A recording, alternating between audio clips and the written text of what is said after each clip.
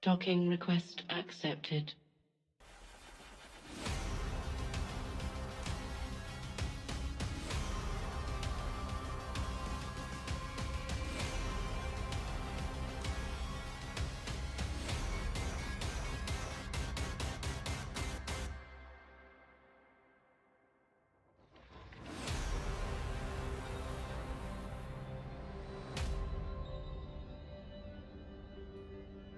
Good morning, New Eden.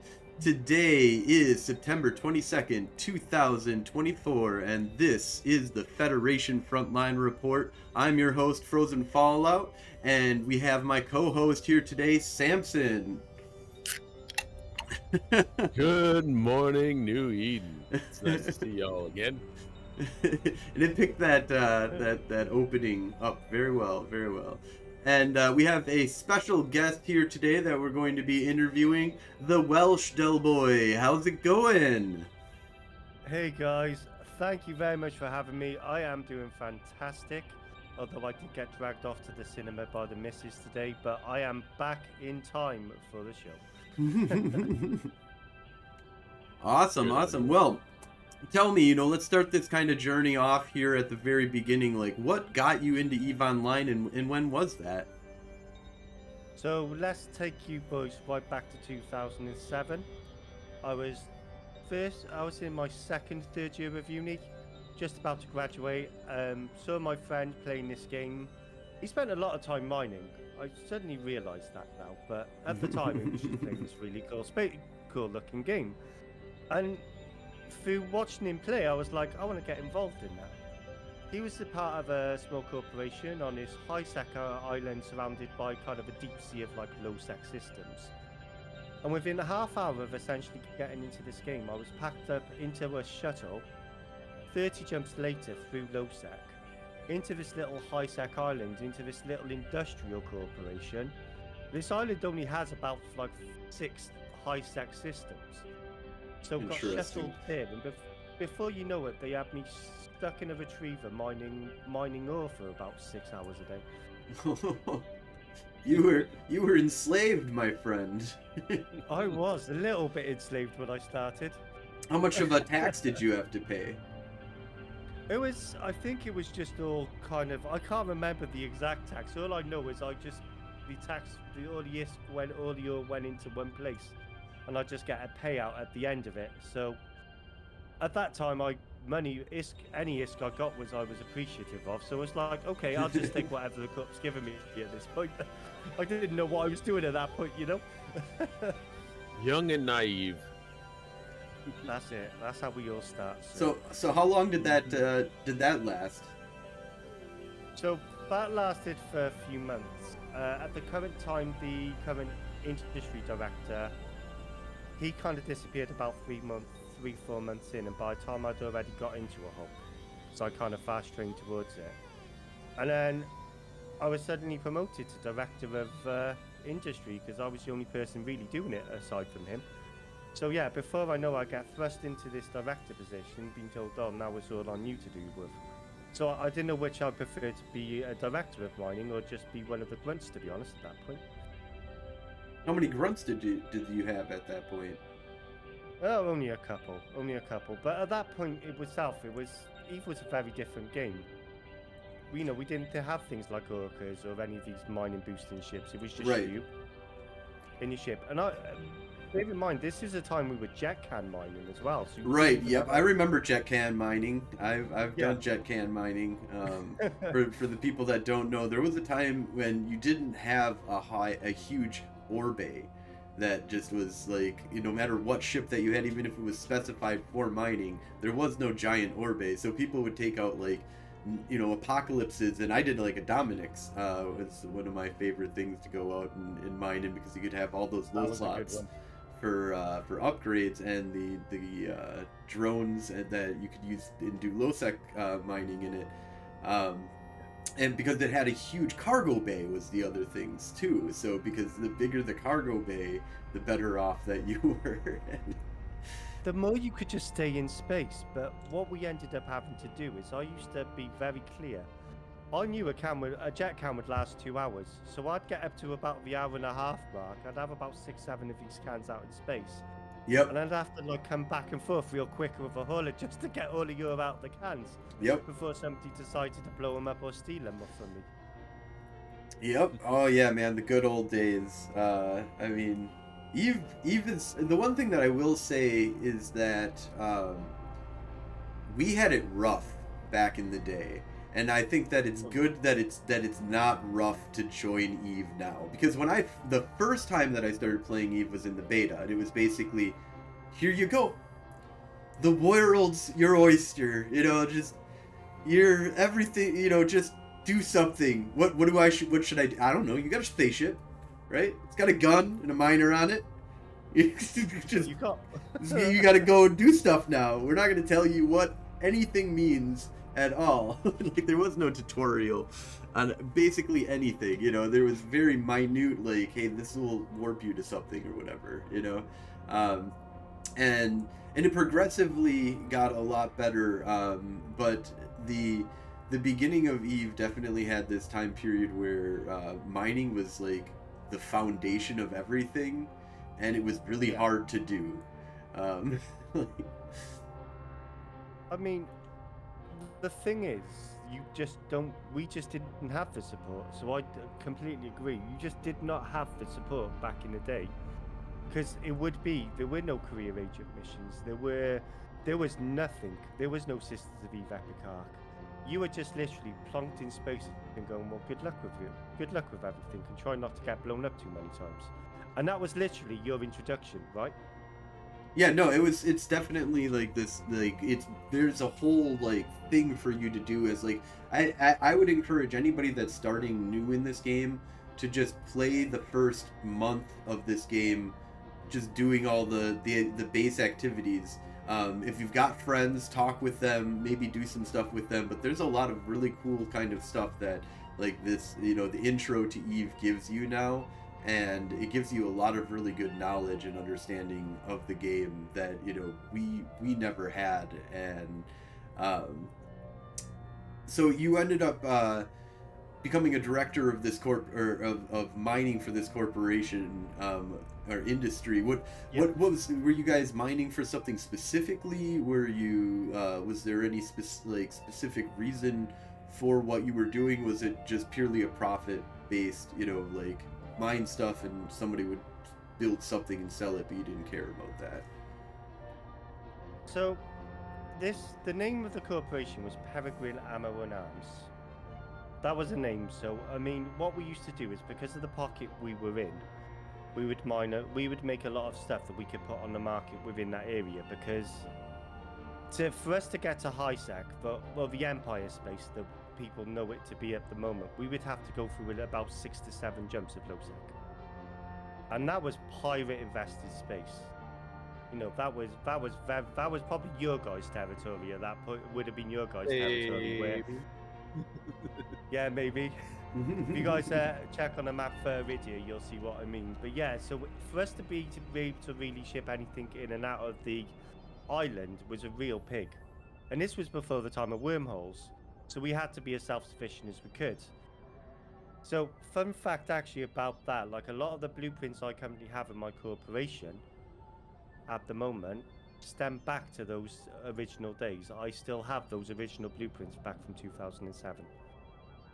Like, I've kept them this entire journey. That's awesome. I've got a really quick story of, I've had my corporate CEO has lost all of our corporate, like, just of our small little gang of people when we first started. He's lost it like 2 times, I believe, all of the corporate BPOs that we had amassed on his way out to 0.0. One time at Gen Con. I'm not sure if you're familiar with, it's a gaming convention of like 100,000 people that come to Indianapolis, and he was just sitting in like the hallway, you know, with all these like cosplayers and, you know, like just crazy shit going on behind him, and he's got like this crowd of people who are like, is that EVE Online? Like, oh, like, I've heard about that game, like, what are you doing? He's like, I'm transporting all of my stuff from low sec to this dangerous 0.0 Empire space, like Empire building player build, and so he just gets bubbled and gets blown up. People are like, what the fuck? He's like, I just lost a lot of work in this game. I mean, there's a time and a place to transport BPOs, and it's not where you're a gen gun. No. You do that stuff in a blockade runner, right? He did do it in a blockade runner, but the problem that he ran into was that he got bumped when bubbled and then bumped, and it's 0.0, just 99% of the time it's pretty good if but sometimes depending on what's going on in the area, there might be a bubble camp you might have to deal with, and a big giant one at that, if you don't know what's going on. I mean, I've got a funny story about that if you guys don't mind. So when we were in Nullsec, we lived there for about 4 or 5 years. When was this? This was probably, trying to think, maybe around sort of 2015 onwards for a few years.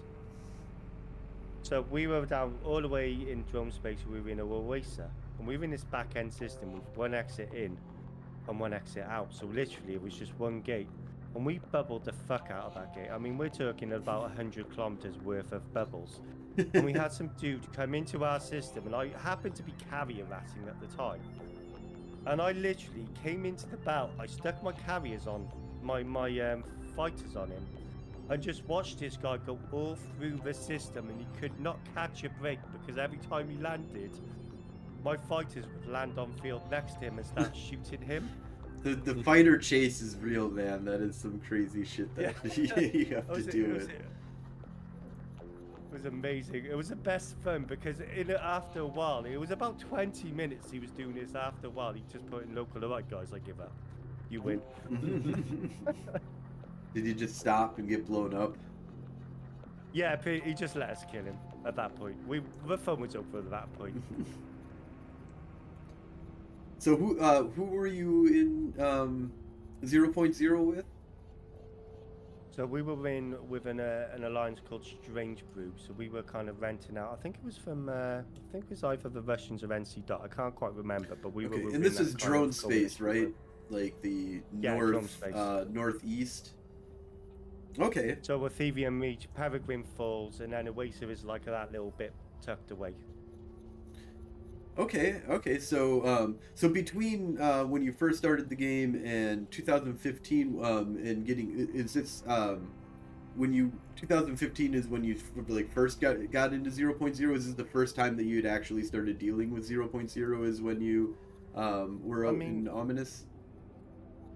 I mean, to be fair, yes and no. We'd sort of played about in places like Providence when it was still. I did a tour in Providence when it was NIDS. Yep. I think everywhere. I think every person who's played this game longer than 10 years has done a tour in Providence, right? I got a medal for it. It's quite funny. Really? Yeah. I mean, from my corp CEO, but yeah. Speaking of medals, just gonna go there because the casual fair that's in chat, he is the absolute king of giving out corp medals. I do have to say. So whenever there's kind of a massive failure within the corporation, in our corporation we have a Darwin Award, but we also have the Almost Darwin Award as well. An Almost Darwin? Yeah, an Almost Darwin. When you manage to get out there just in time, but you are seconds away from being blown up after doing something incredibly stupid. I'm pretty sure I'm a recipient of one of those. Yeah, that's But Eve, that's one thing that I love about Eve is that it is built around the concept of being stupid sometimes. That people are stupid and people do stupid things, and you can take advantage of that a lot in this game. This is one of the few games where being stupid really hinders you. Like the dumber you are, the harder this game really is, and it's not necessarily dumb. It's just if you don't understand how to deal with like people taking advantage of things, then it's really hard to deal with Eve. And I remember I don't know when you first started Eve, if you had this mindset, but I always had this mindset of like for the first like year or so, that was like, why would you shoot me? Like I don't even understand like why you would attack me. Like I don't like It's fun. I mean obviously the double that my ISK are scammers type kind of thing, but I always found that to be interesting because Eve is one of the few games that you can scam. And it's one, like the property rights in this game are very solid. If you have control of it, if you send it to somebody, and you didn't have it down in a contract or something binding, and you're using trust in order to accomplish this transaction, then you're risking a whole bunch. So it's actually a crazy because depending on kind of the size of say the alliance, we go back to the dark days where huge conglomerate blocks of alliances have had like billions and trillions of assets stolen, when you think this really happened in game. And you kind of think, well, there must have been a certain level of trust for somebody to even have access to all of that equipment and all of that assets. I would never put, you would never really give anyone that sort of level of trust if you had like trillions of assets. You just wouldn't, right?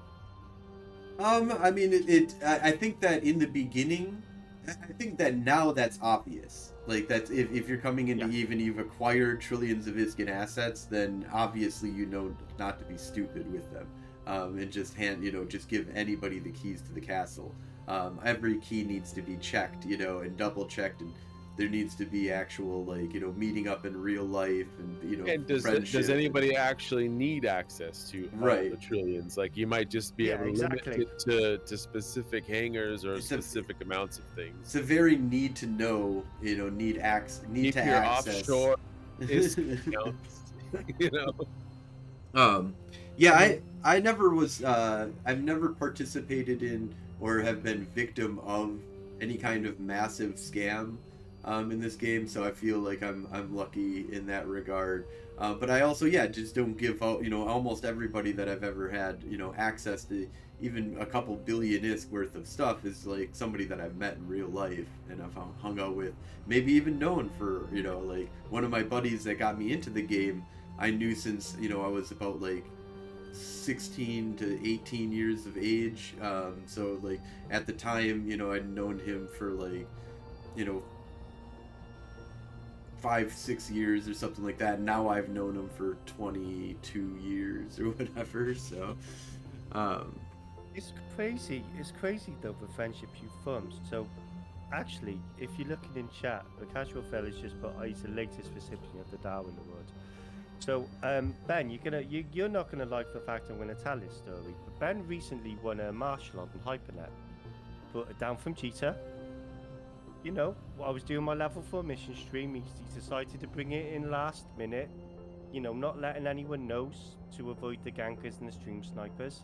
And we had decided to go do a little bit of a test shoot off with each other. I was in my paladin, he was in his martial. We were just messing about, boys. And he decided to use an ECM burst in high sec. But he didn't have his safety set to green. Oh no. So next thing you know, I've got the kill mail, and Concord have come in and destroyed a 13 billion ISK battleship. Marshals are super sexy, but they are a sad kill mail to see. Like when it's friendly, it's a great kill mail to have in your board. Like that's.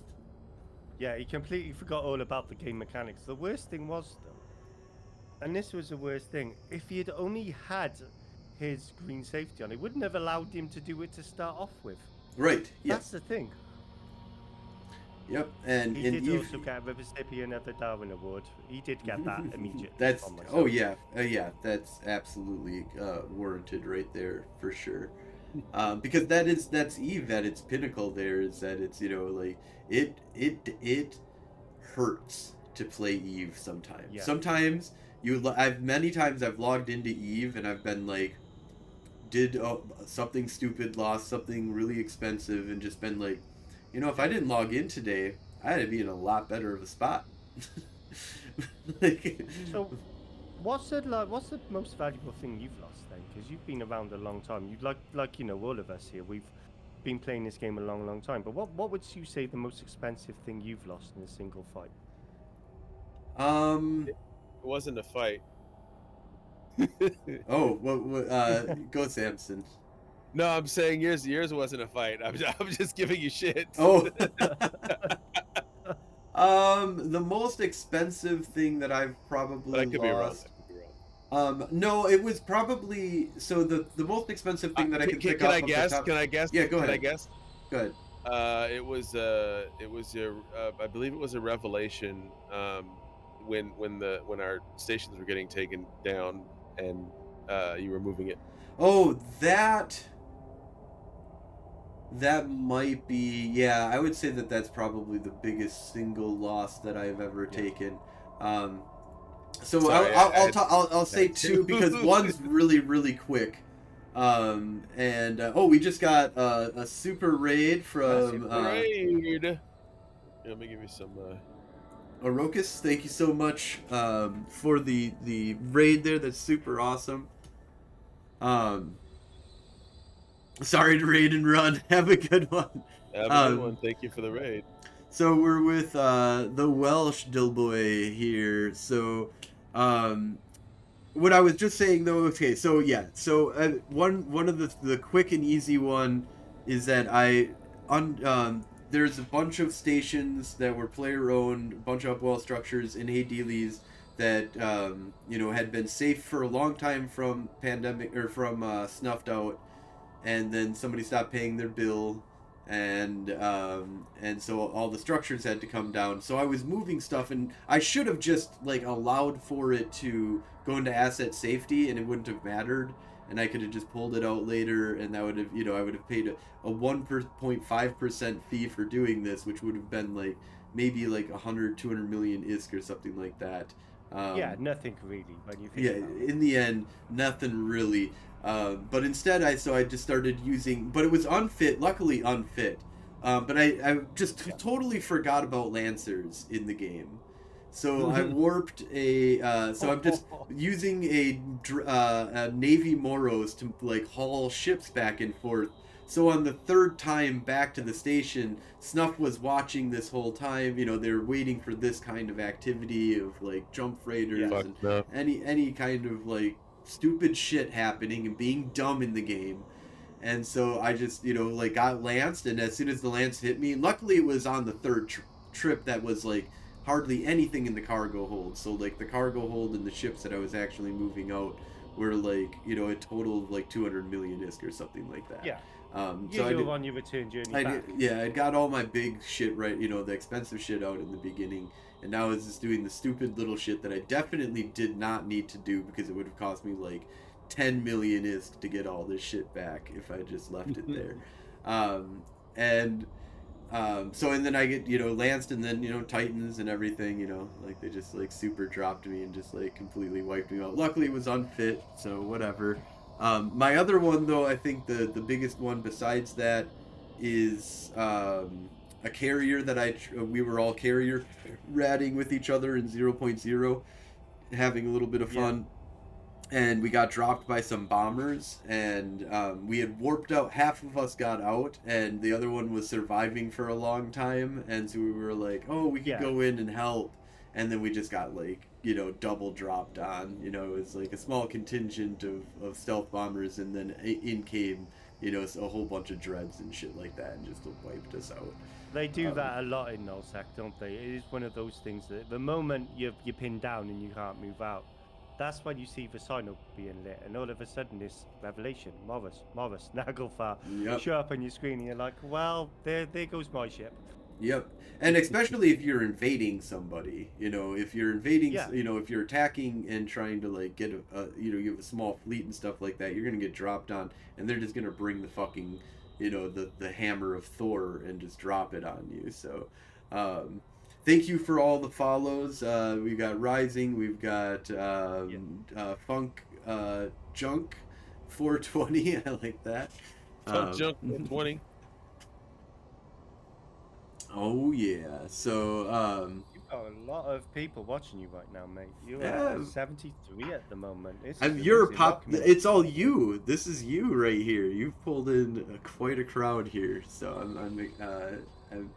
I'm glad that, and they've got some good talkative bunch. So thank you very much for watching. Thanks for coming on.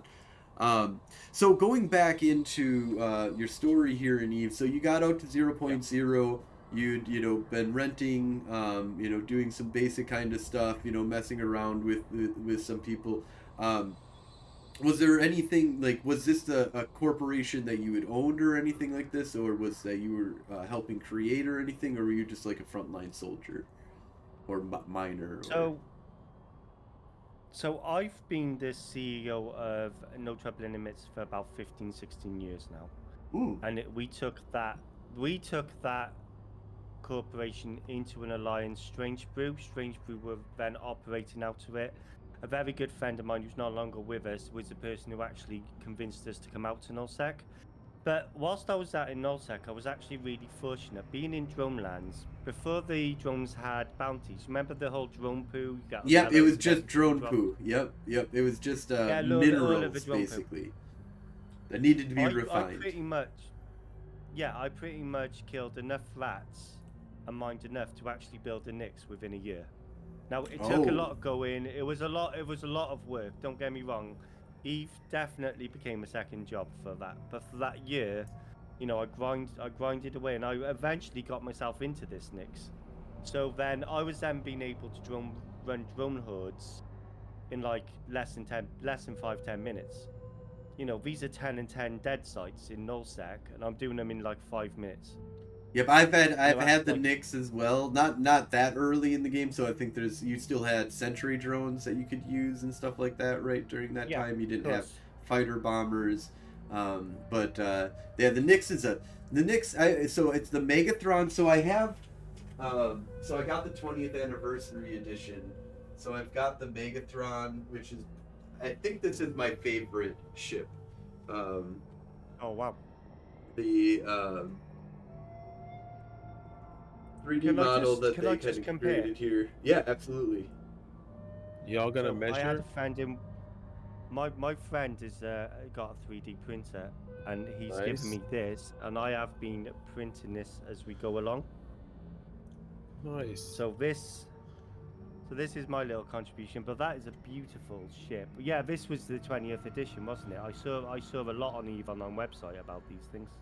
Yeah, this is the main reason why I bought it. Everybody's like, and I know I could get a 3D print or whatever by some, and I'm not disappointed. This is a hefty.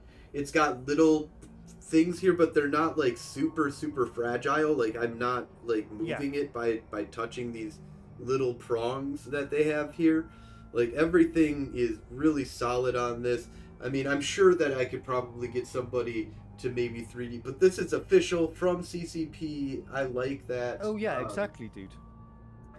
Like I say, I just want to spend like a couple of hours just exploring that back end of your office, mate, honestly. He wants to spend a couple hours exploring your back end. Excuse me. This is a bunch of crazy stuff that I have. So I've got like the Cloud Sword, which this is like something that will cut you in half. Luckily, it's not sharp. That's a ridiculous. That's not scale. It's got to be twice that size at least. It does need to be bigger to be real Cloud Sword. But wow.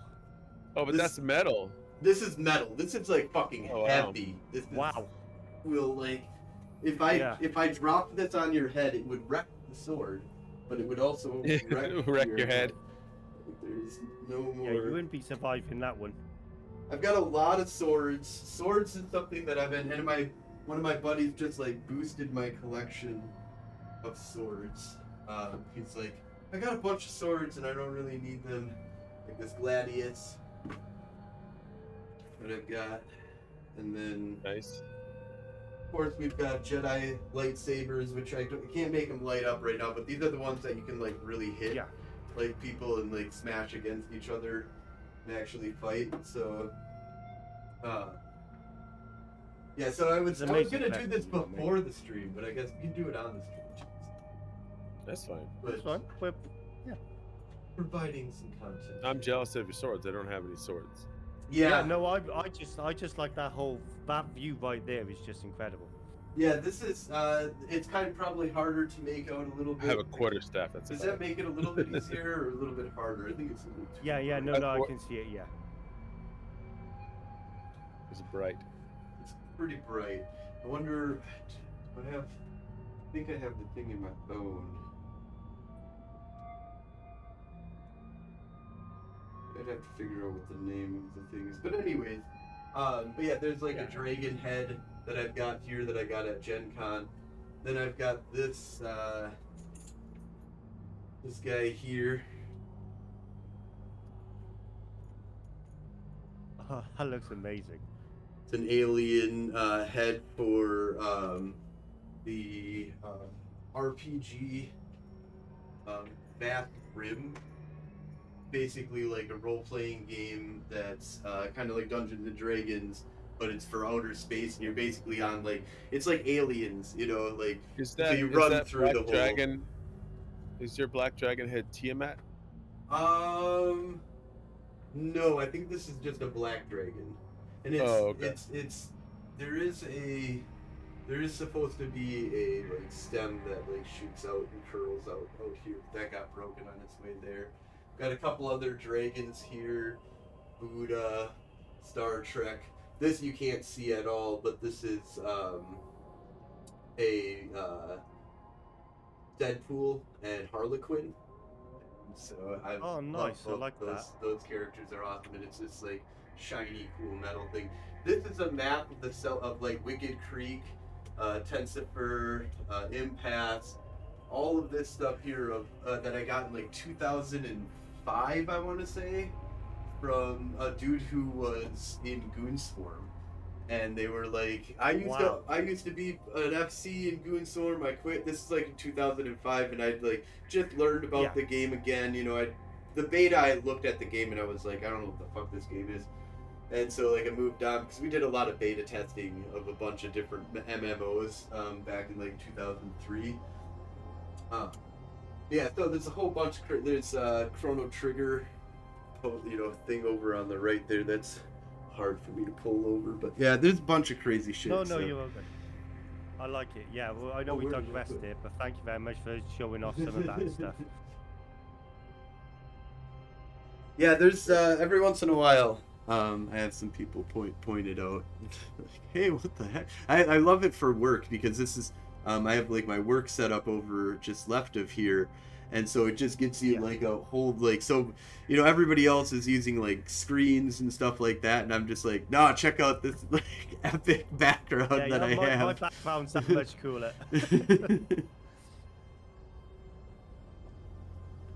So you'd been running this corporation. You've been CEO of this corporation since basically, you know, almost since the beginning of your career in EVE, basically.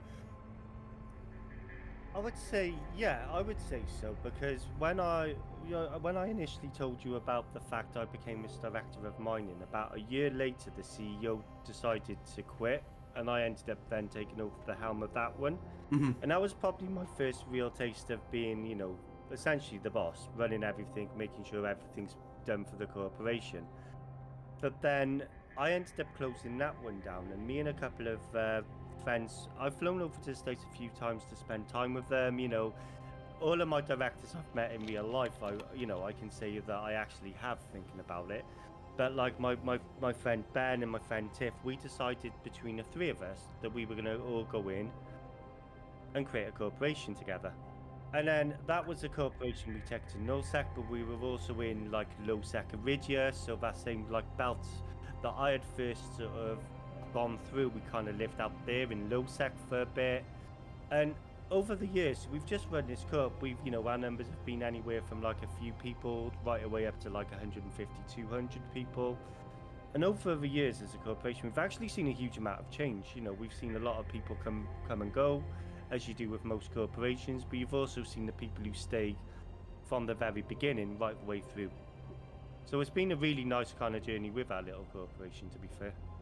That's pretty awesome. I've got a buddy that's got, not. I think that you've built something really awesome, and we've kind of, I've learned a lot from what my friend did. But yeah, he's like he got into the game. We got like 5 people together and we built a corporation, Mecha Enterprises Group, and it was just like that. He's been running Mecha Enterprises Group ever since, basically, and it's been like this like pride and joy.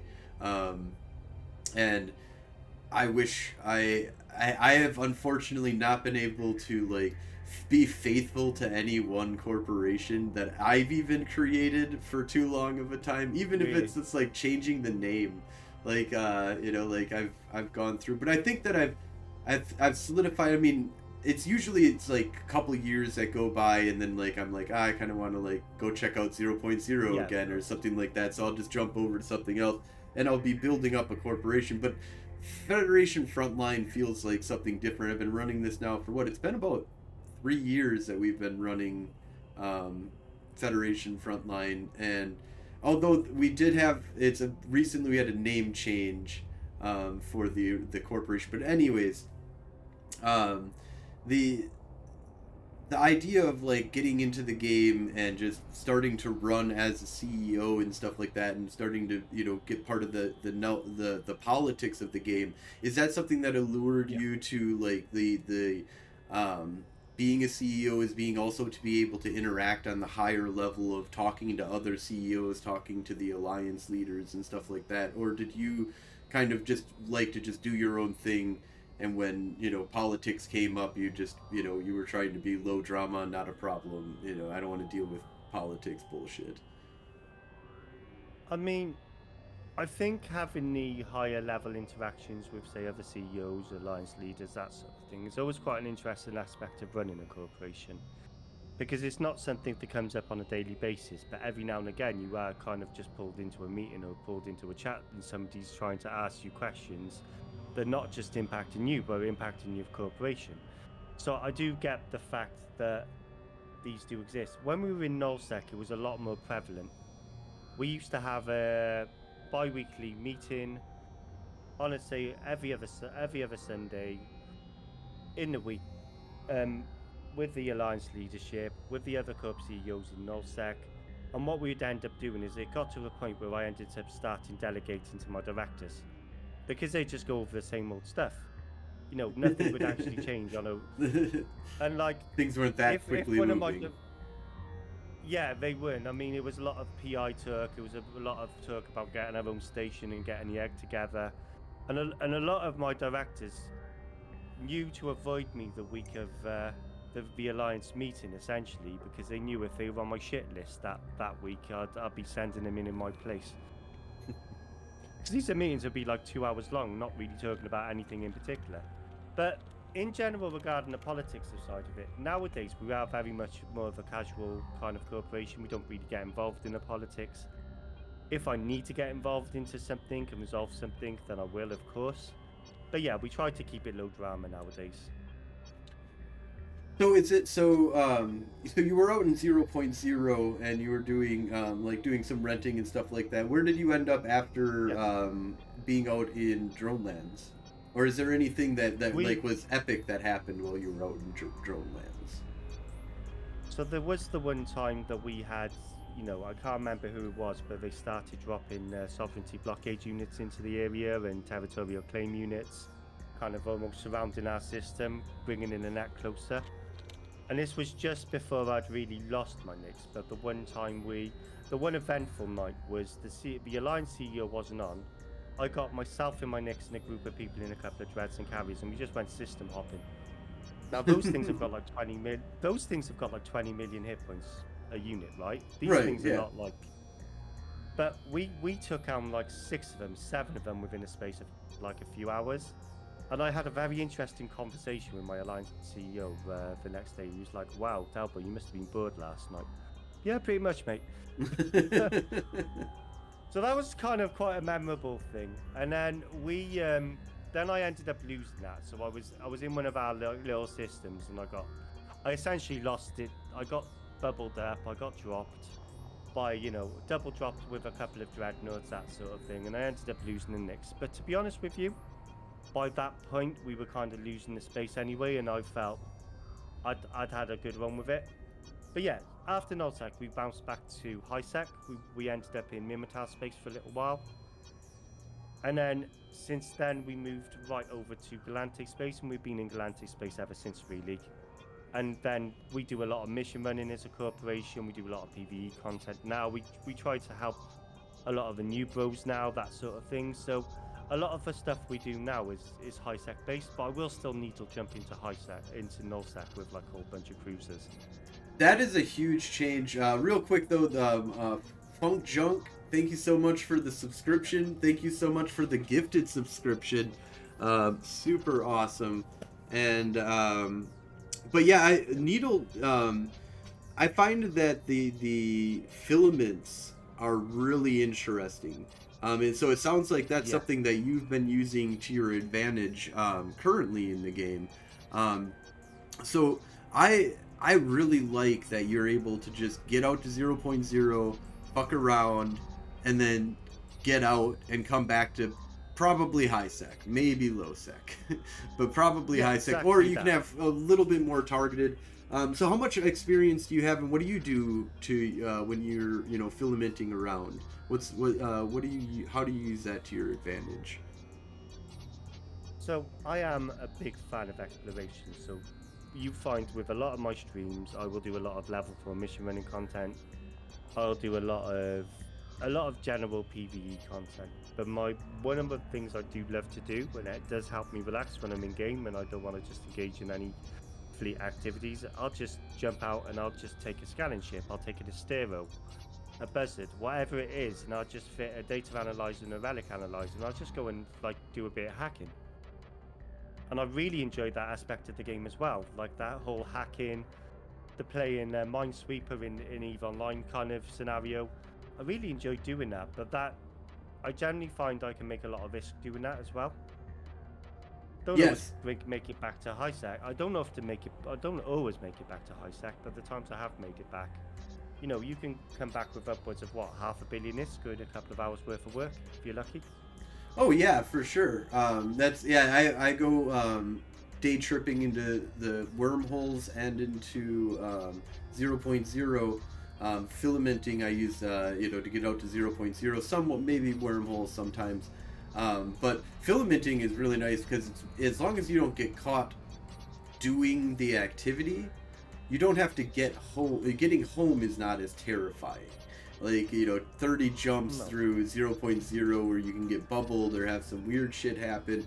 And then, of course, people along the borders of 0.0 and low sec and high sec are always, camped and have, you have to deal with that. That might be a problem. If you're not using an alt to scout for you, you can have a problem. But if you filament in or take a wormhole into 0.0, it's a lot easier to get that stuff back out. And me and my buddy have been doing on like Monday mornings, we would go out and run, just 0.0. We'd filament in. I would do some skyhook heists while he's doing the scanning. And so we're just like robbing these people for everything, all the resources that we possibly can, early in the morning type kind of stuff. And that was always a lot of fun. And I would do some of the hacking and stuff with him. And I want to do more hacking in this game, but I'm just so addicted to PvP that it's like I just don't have it's like, okay, I could go play the game EVE Online, or I could go play PvP in EVE Online. Like there's, yeah, but that's what you enjoy doing, man. And that's the thing. You found something that you really enjoy doing, and there's nothing wrong with that, man. No, and it's I wish I had more time to do all the things that I want to do in EVE, because like I want to go officer hunting. I want to go, Titan hunting and stuff like that you can do for PvE and PvP. Titan hunting would be awesome. It would be nice if there was a reason to have Titans out in, threatening areas, or Roycules and, like super carriers, but, whatever. That's a different story for a different time. So. But those, I mean, those ships themselves are kind of very much getting more rarer and very much controlled by the big blocks nowadays anyway. So, it's very rare to see them unless you're part of those organizations. Right, and even within those organizations, you got to be careful. Like, there's no reason to have them out on the field for any real reason at this point that can't be done by dreads or carriers better for much cheaper price. Except for stupidity. Well, stupidity is free. Or, well, unfortunately, we all come to it.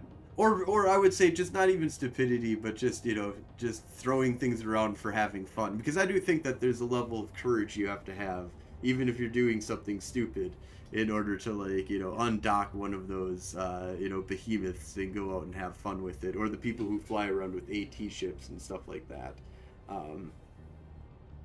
So that's...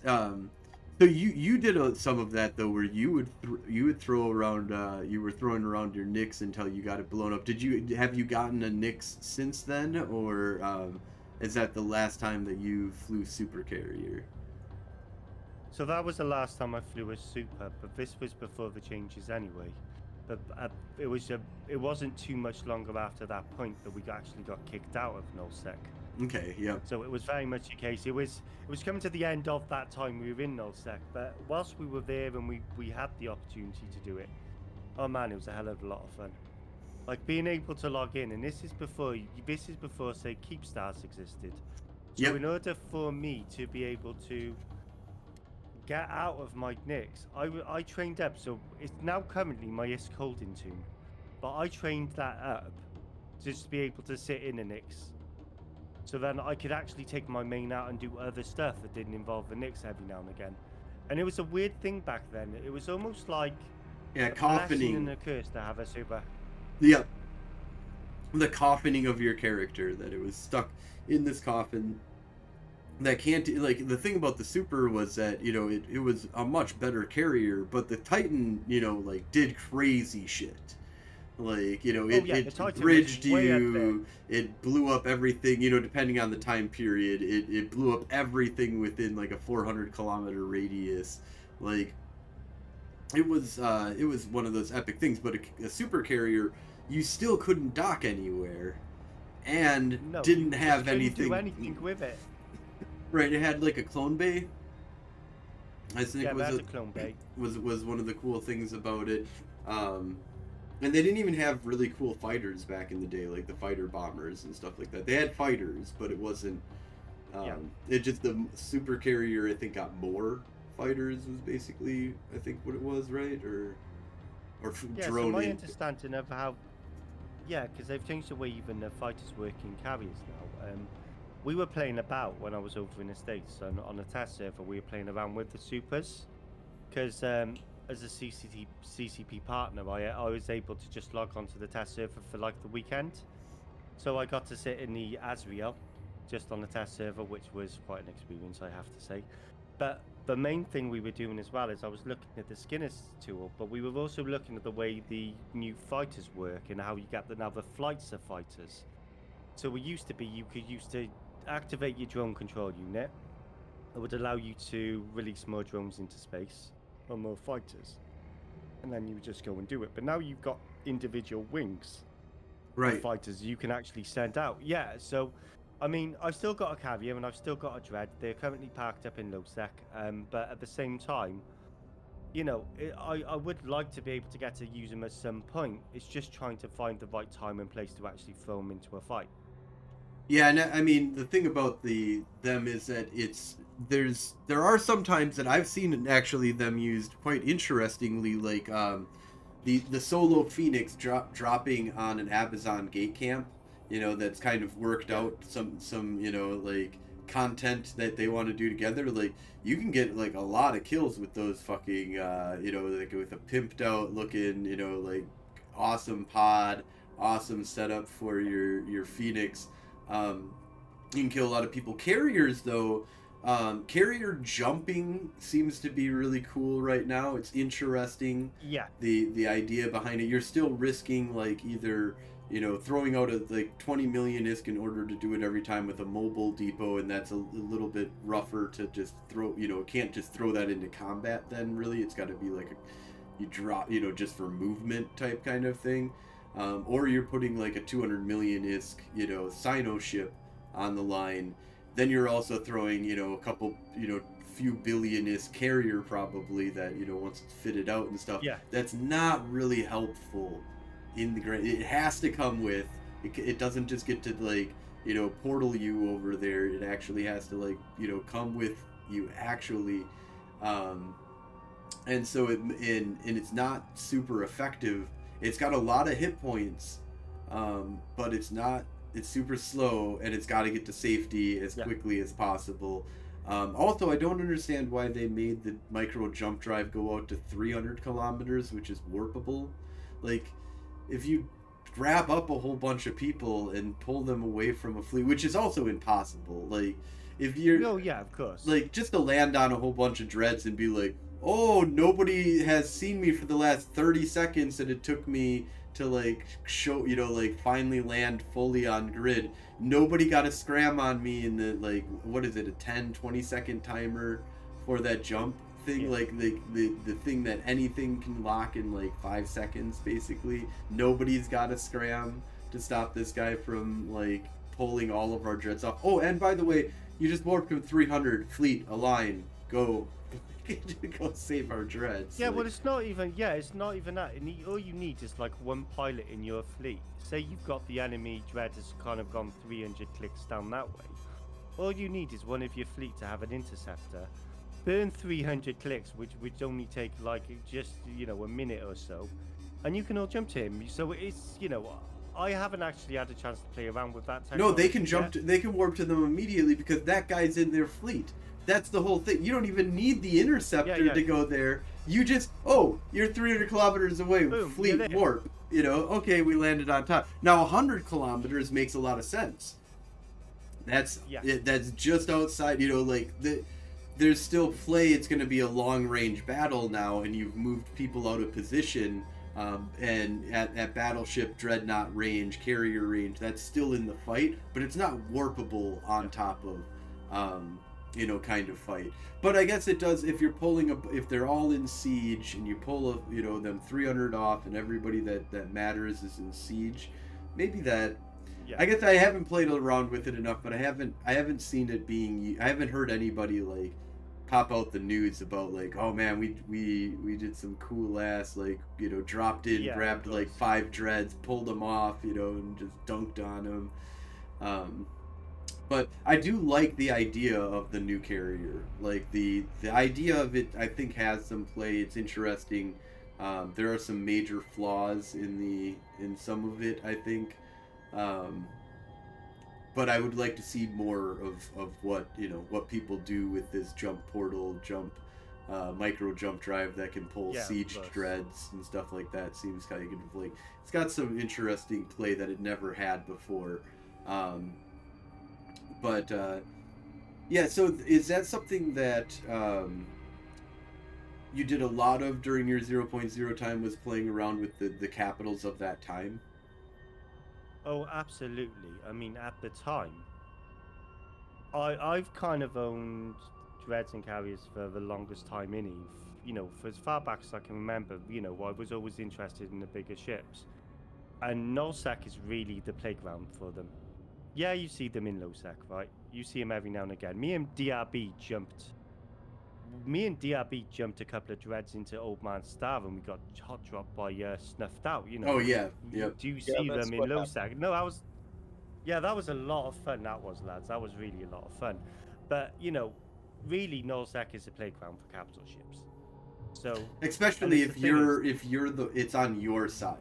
If you have to be careful about it to a certain degree, because they could always have like a counter drop force on standby, but the likelihood of that is much lower than dropping caps in a hostile territory like low-sec. Like low-sec is just anybody could be watching right now. The likelihood that this 20-man NPSI fleet has dreads on standby, very unlikely if you're in 0.0 and you just warp your dread on top of them and you're just like, what you gonna do, motherfuckers? Like, you're just gonna die slowly to me, or you get the fuck out. do you guys find being sort of more low sec then and doing a lot of low sec piracy, you see more like things like block fleets rather than capitals? Like, you know, you get your widows, your redeemers, you know, panthers, all of those type of ships. Mhm. Because that Yeah. would be probably the equivalent of having capitals in null sec. I would say is having like black ops ships in low sec because they still So- have very similar abilities to do that. The thing about it though is that at least where we live in Black Rise and Essence and you know, Hadeli's kind of area, the thing about it is that Snuff it starts with that. So what you need to have is multiple layers that are followed behind this one thing in low sec, which is that you start with, you drop in a bunch of these you know, black ops ships and stealth bombers and stuff like that and marshals and stuff, and they just drop those things in first. And if there's any threat to any one of their ships, and that's one point that you have a point of failure, that you can throw a billion-isk worth of ships and kill a 25 billion-isk marshal because you threw a billion-isk of ships at that marshal and just brought it down as quickly as possible, and then, you know, maybe you all die or you can get some people up because it's low sec, so it's not bubbles and stuff like that. There is that small possibility, but that's immediately backed up by faxes.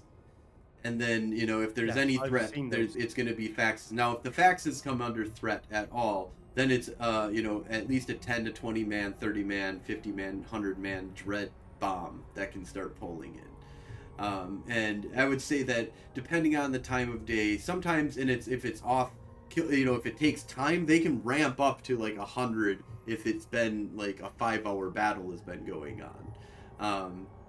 And so that's where but it all starts at that. The first drop comes from usually a bunch of you know, dreads, or a bunch of black ops and a bunch of like you know, a couple marshals. Like there's a lot of marshals being thrown around just for fun in low sec, which is kind of crazy. When you think of how much those ships are actually worth as well, you think those ships are actually worth more than the dreads, you know, when you think they're just throwing them about like they've come in packets of cereal, you know. But what can you expect?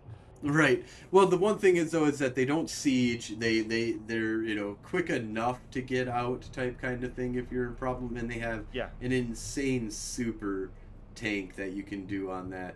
But yeah, like low sec, I definitely find it to be that there is no playing around. You have to be really quick with playing around on your stuff.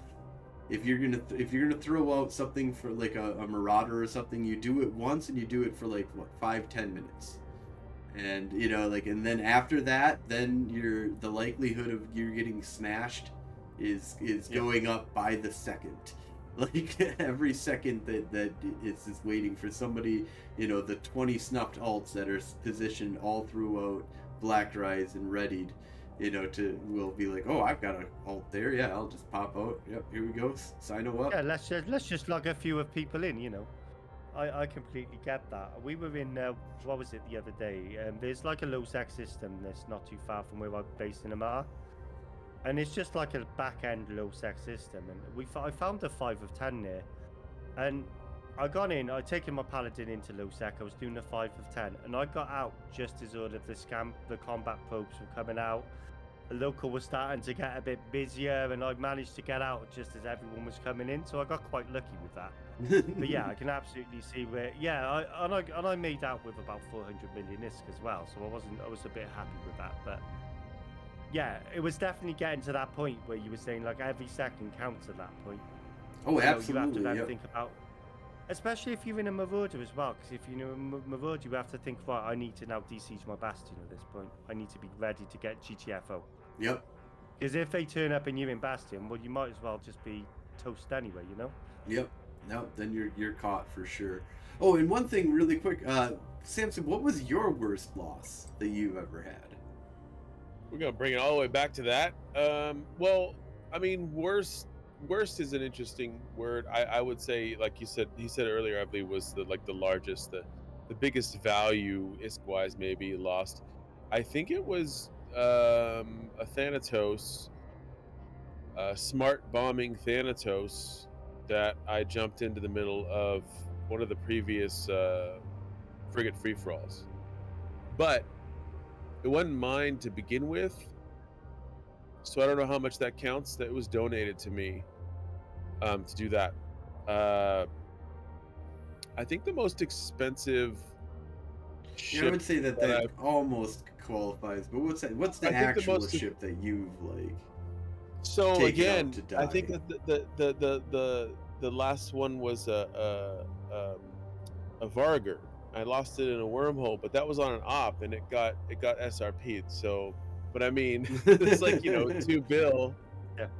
It's half of the, like, almost half of the carrier. But like something that I actually felt, maybe, I guess, that I felt the loss. Oh, you know what? I completely forgot about this because I was probably really drunk and stupid one night. Rattlesnake. There you go. Oh, how'd you lose That's a right. rattlesnake? So I just warped it into Natoros and did some stupid things and got booshed off of a station. Those And things are difficult to lose. Those things are yes, tanky. very difficult to lose. But I mean, they knew what they were doing, so they had the appropriate amount of DPS. It was like 5 or 6 people, and they boosted me off the station, and then orbited. You know, like, I mean, you can't really get under the guns, but also heavy missiles don't apply as well. You know, and they had Logi.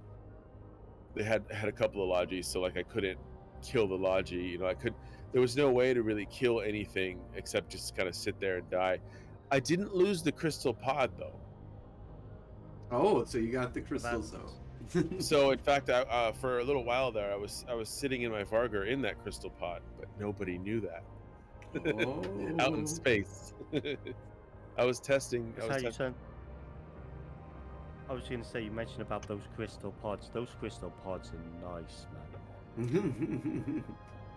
It really they like pods are one of the things. So what before we got on actually, and I wonder what your take on this is of the prevalence of drugs and implants being used in low sec because it's so much easier to get your pod out.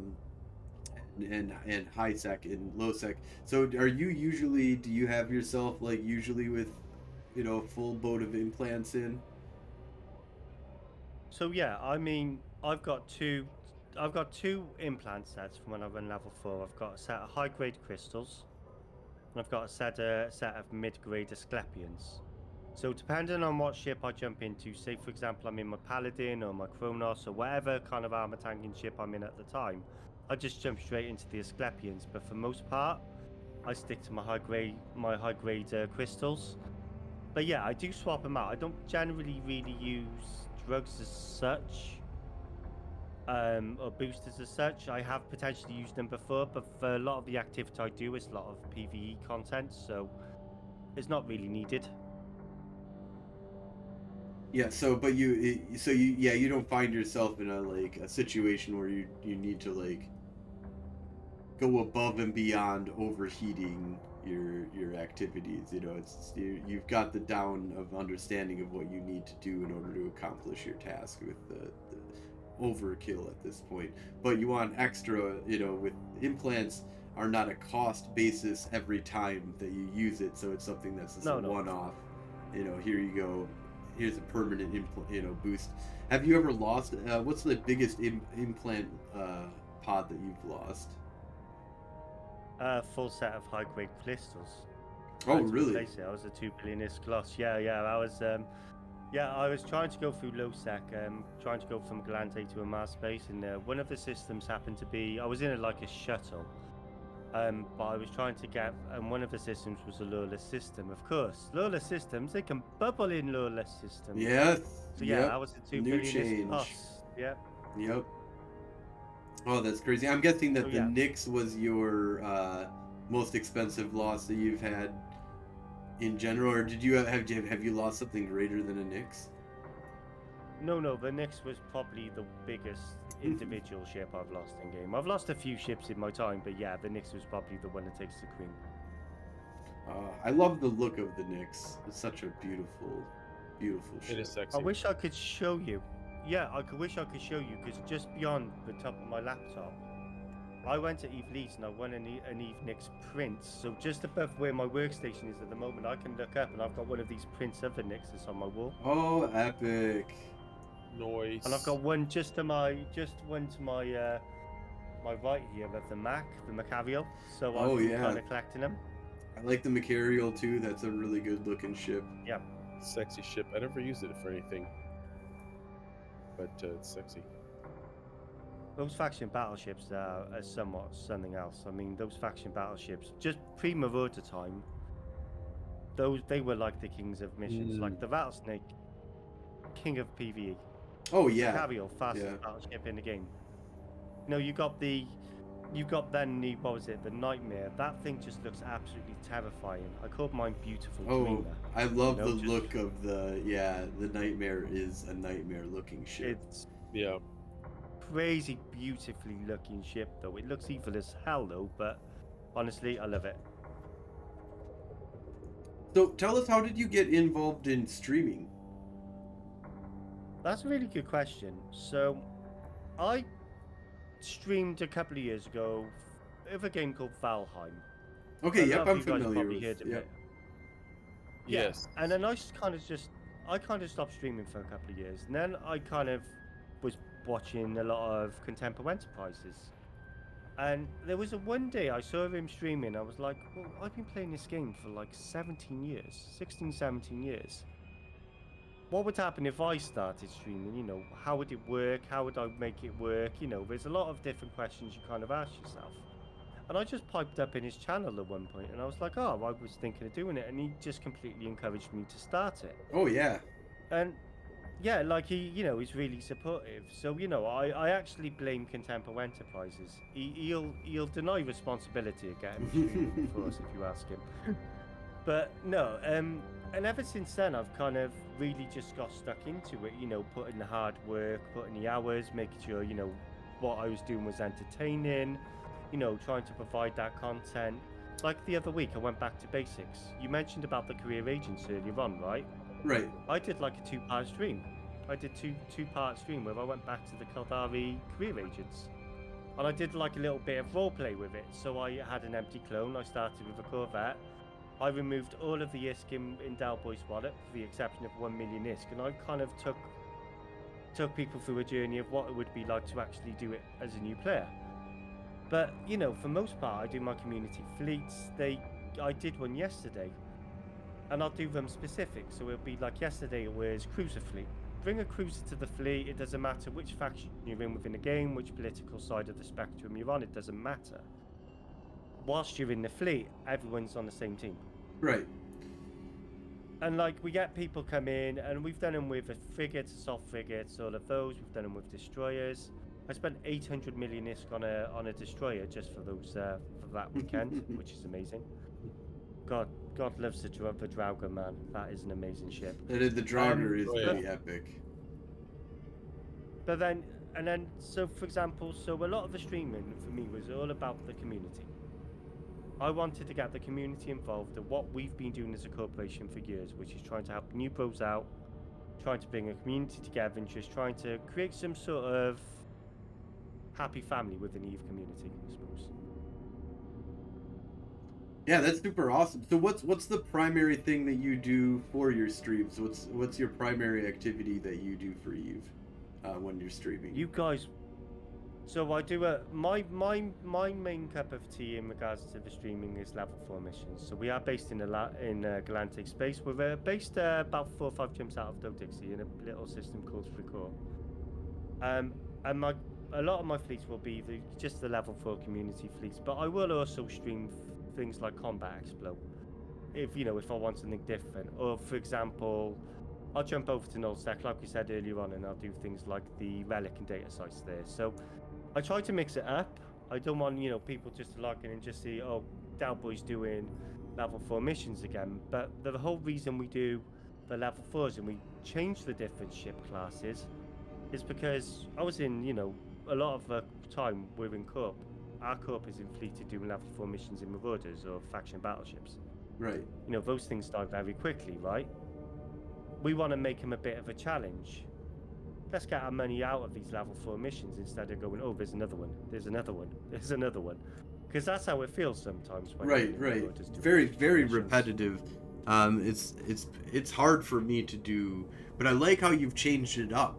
You know, that you've put in an element of, okay, well, let's try. You know, what can we? Sounds like you're using different like cruisers. Are you using like Logi and stuff like that then as well, or just numbers or? So the stream I did yesterday, I think we ended up with about 10, 12 people in the stream, in the fleet from the stream. So we had like a good number of us. And what I generally do as well is I've got a few ships in my hangar, so I'll use one ship for a couple of missions. I'll jump into another one. So yesterday, what was it I did yesterday? I started off in the Ishtar. I then came out in the Cerberus, I think. No, I think it was like, and I came out in the Phantasm as well during the 7 hours I was doing it. So I was kind of doing these sort of like changing the ships out to make it a bit more entertaining. I actually, that's what I did. I put out the Enforcer yesterday, so I did a level 4 in the Enforcer as well, which is all fun and games. So there, you know, and people change the ships out, and for me, it just brings an interactive element to being able to join a fleet. You may only turn up and attack one Vexer, like we had somebody turn up in a Vexer, and that was absolutely cool with us. The important thing is they were with us, you know? Yeah, it kind of opens up the fleet to, you know, being very newbie friendly, you know, and just going out and experience. I remember experiencing level 4 missions for the first time was pretty epic. Like, because, you know, I'd been doing like level 2 and level 3 missions, and it's like just to see a battleship in the game in the beginning for me was like, oh my god, a battleship! Like, this is gonna be epic. I'm gonna go fight a battleship. You know, I'm a million ISK for one ship getting blown up. This is awesome. Like, that was amazing. Yeah. The first time you see those bounties, especially as a new player, when you see that Patriarch, that Patriarch battleship on the Amar side of things is 1.2 million ISK, and it's like, wow, that's like 3-4 frigates. Just from that single easily. bounty, right? Well, for frigates, no, like that's like 20 or 100, no, like 1,000, isn't it? Like it feels like it at the time. It would be 100 because they're only 15,000 ISK, right, for like a frigate, maybe a cruiser or battle cruiser. Have they? They've gone up to about 300k for a frigate nowadays, something like that. Oh, really? For just a regular frigate? Yeah. Oh. They're just regular frigate. I don't do enough. It depends on the level of content. Yes, yeah, I suppose. Depends on where you're at and what you're doing. Really low level missions and stuff, frigates aren't worth much, or bounties, pirates that are like just sitting on gates in regular systems. T1s are basically 100 to 500 ISK. 500,000, sorry. 100 to 500,000 ISK. Yeah, they're not they're not too expensive. But then is that, I don't know about you, but when I started doing level 4s, I had the very classic, very cliche setup of a Dominix and a Raven. They were my two ships. I would go in, I'd put the drones out, I would go make a cup of tea, come back, mission done, because that's before they made all the changes. Right. And then I would have like the Raven end come in and just start shooting all of the big ships with all of the cruise missiles I'd just unlocked. But I always find with people who first start the game, there is that element of, you start off with level 1s and you get level 2s, and you hit the point where you hit level 3s and you get quite comfortable with level 3s. But the jump between going from level 3 missions to say level 4 missions is actually quite a significant jump. Oh yeah. And I don't think people realize, people don't realize how much of a jump that can actually be. But what we try to do with our fleets is we try to destigmatize it. We try to say, well, come in. Even if you lose your cruiser, we'll just replace it. You know, we don't really care. We'll just get you another one. But it's just desensitizing you to the fact that this is what you should be expecting from this type of content in this game. It's awesome. That's super cool. So that's the primary focus that you have on your streams, and is that your primary focus with your corporation too? Is kind of like introducing people into the game, getting them up so that they can, you know, run level 4 missions, and then introduce them to other aspects of like filamenting and Do you do anything in wormhole space at all, or? We used to live in a wormhole going back. This was going back years and years and years. I can't tell you exactly when, but it was like we were in a C3. I very much remember it because if you're the first person to log on after downtime, you would be the person responsible for scanning the entire system down. But yeah, we lived in a C3 for a little bit, and it was fun. It wasn't really the content I particularly wanted to do at the time, but it was quite interesting to experience what it's like in a wormhole. And you know, there was a few fleets that come in every now and again. We didn't really have a static in the wormhole we were either, so we didn't really know where we would end up at any point. Some days we had a wormhole to Null, next days we had a nice little gateway to Highsec. You know, it was always different every day. Interesting, yep. But you asked about one of the things I do on my stream, and you guys will laugh about this, but the community seem to love to ask me to do the Chippy Chapper. If you've ever caught a TheWelshDelboy stream, the Chippy Chapper is me acting a bit silly, really. There's this like really up jinky little song, and if you Chippy Chapper it on the internet, you'll see what I mean. And I do this little funny little dance to it, but the stream really responds well to it, so I do that several times a stream nowadays. Yeah, the casual fail says he's seen it live. Yeah, it's not a pretty sight, guys. It's not a pretty sight, but people still like to see me do it. Do you charge bits for it, or is it? It's just I charge. Well, no, not bits. I do. Was it 1,500 channel points? I charge. Oh, okay, channel points. Oh, that's easy then. Yeah. It's I'm sure people love hitting that. I'm going to do it now, absolutely. You'll have to catch my next stream. Yeah. But yeah, so in terms of kind of the main content I do, going back to your original question, sorry, we kind of went full circle here a little bit. Yeah, a lot of the stuff I do are level 4 missions and PvE content in channel. Awesome. So how long have you been streaming now for? It's probably coming up to between a year and a half. So it's just over a year I've made Twitch affiliate, but then I've been an EVCCP partner since about sort of February, March time. Oh, cool. That's awesome. How often do you stream usually? So I try to at least get the weekend stream in. So I'll normally stream for anywhere from about 6 to 8 hours on a Saturday. I have found myself recently doing maybe 1 or 2 streams in the week of an evening, but that very much depends on how knackered I am after finishing work. By the time I get in the house, whether I just want to go live for a couple of hours and just do something. But I try to do like 1 midweek stream and then say the main ones on the weekend. Do you have a favorite moment, something that happened while you were streaming? So many. I think the most memorable thing I did is I did a 12-hour charity stream last year, and we were doing it for suicide prevention. You know, cool. Quite a subject. Yeah, so we were trying to bring it out there and trying to really kind of bring the focus on it. And in that 12 hours, I gave away a Marshall.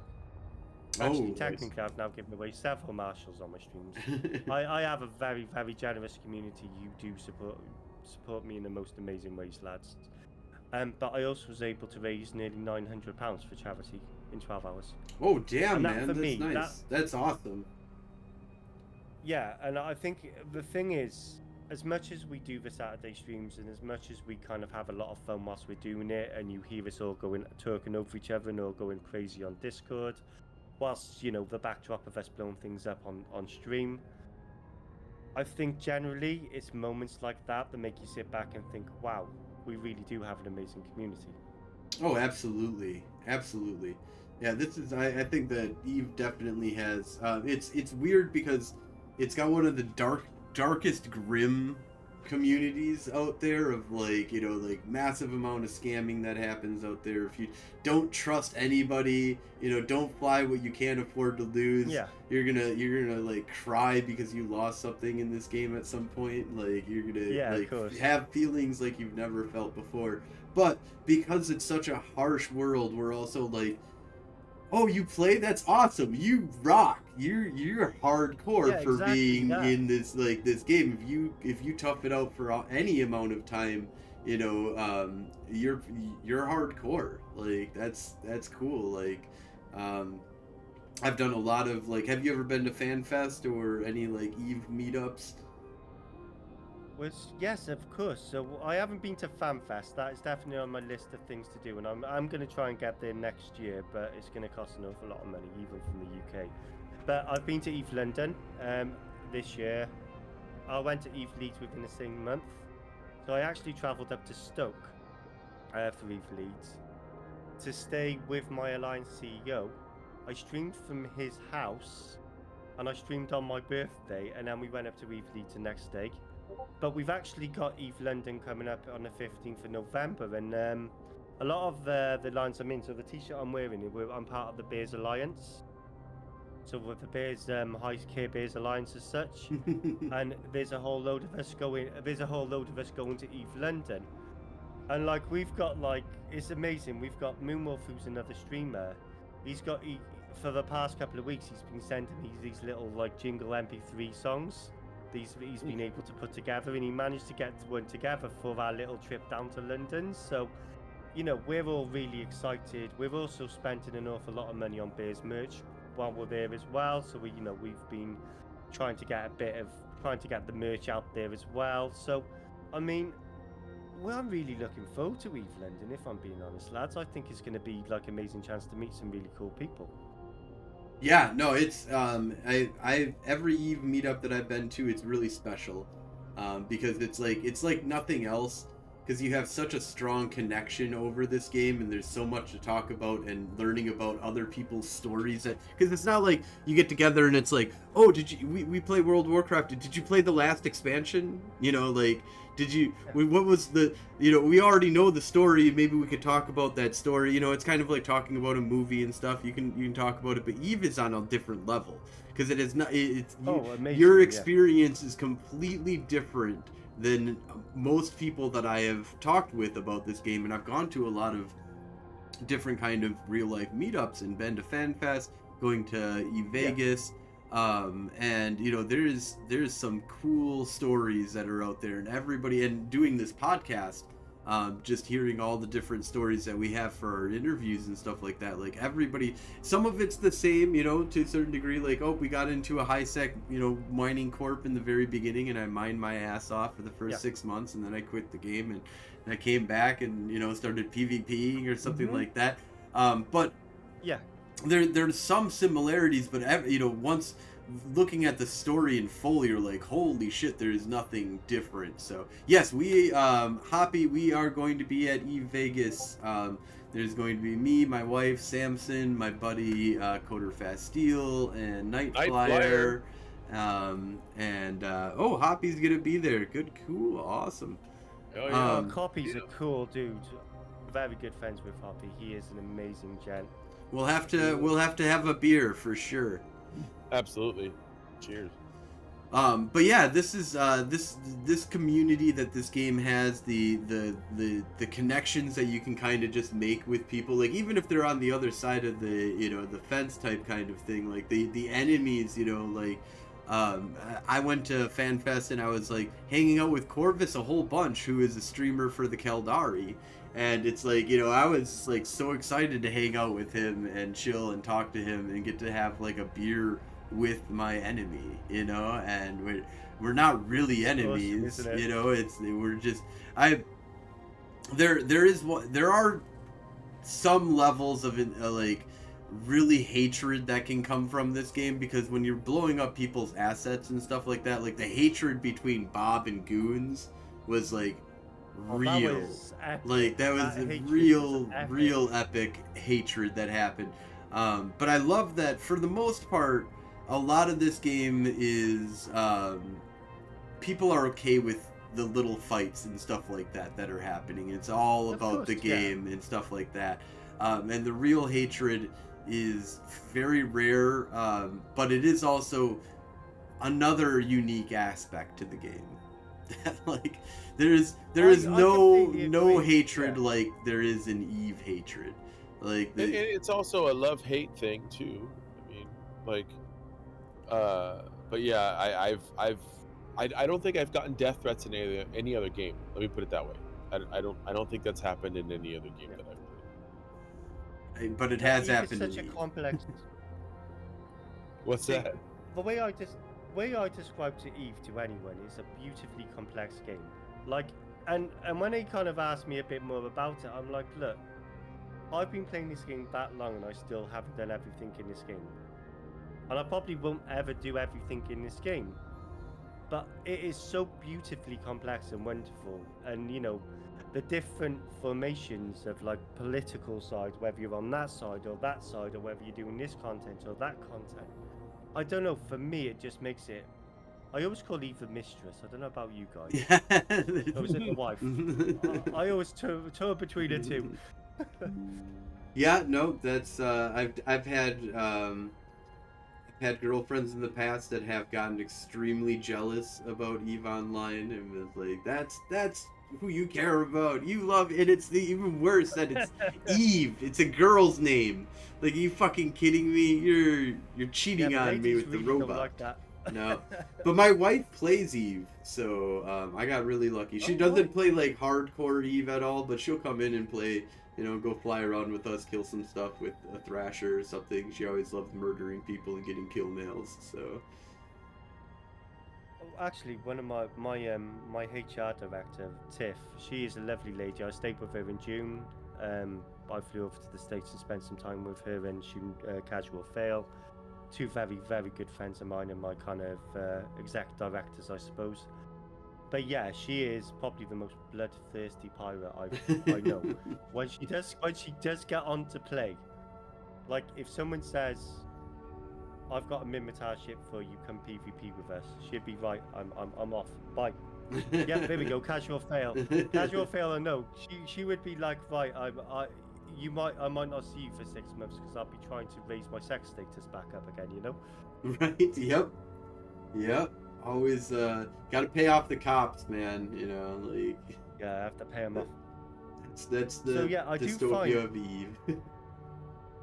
I always find there's the contradiction of the fairest acts in real life are normally the more bloodthirsty sex in game. To be honest, Oh yeah. they just want to shoot stuff. They just want to shoot stuff all day. It's like it's relief, isn't it? It's just like, right, I'm just gonna go in and just shoot somebody. We don't actually allow Tiff to go to Losec because she'd never come back. We'd lose it forever. And I need her for my HR duties. Yeah. That's a reasonable fear there, I think. Understandable. Justifiable. She blew up my first enforcer because we do a lot of things in our corporation where we just test each other's tanks. I was in my enforcer when we really had it. It's like 1.4 billion isks worth of cruiser, and she did not stop shooting me in her Varga until I was in my What? pod. Okay, but Yeah, in her defense, though, if you forget to decycle once, the Varga can kill just about anything on accident. Oh yeah, I know. I fly one. It's an incredible ship. Now I've been one of these people of all of these years. I've been able to fly Mimitar, but I've been dead against flying Mimitar. Like I can use them. I can use all of the ships.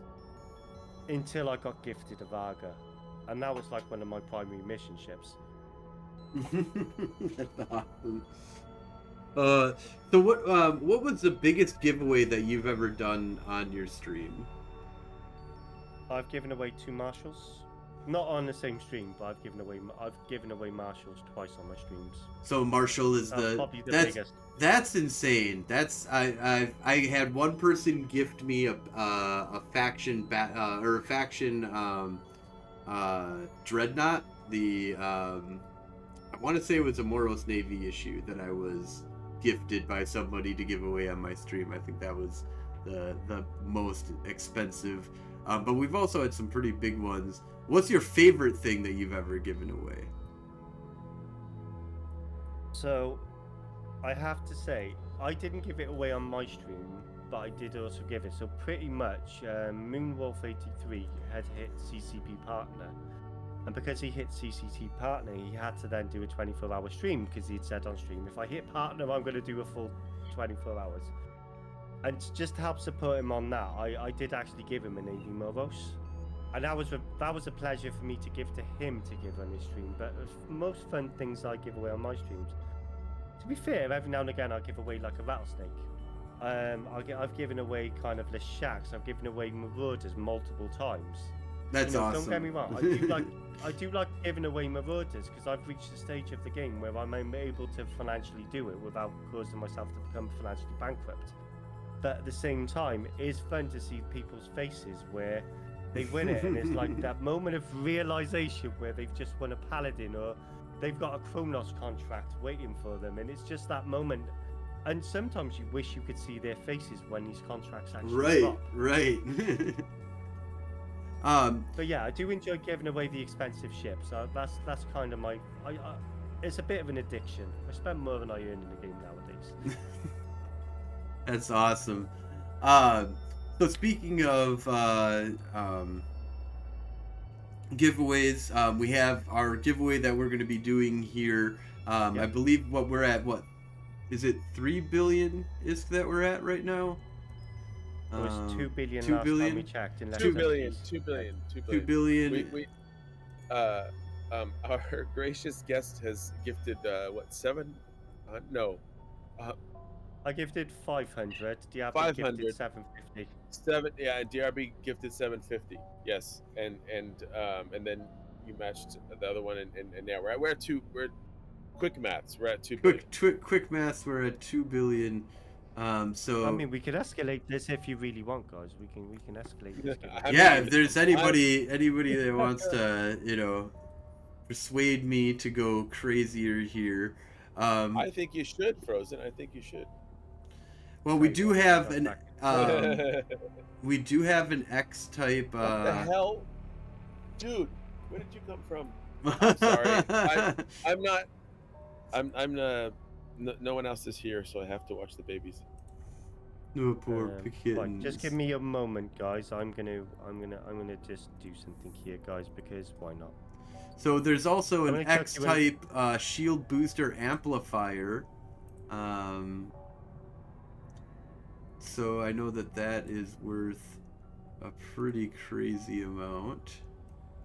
X-type amplifier. I think that's a 2 to 300 million ISK module.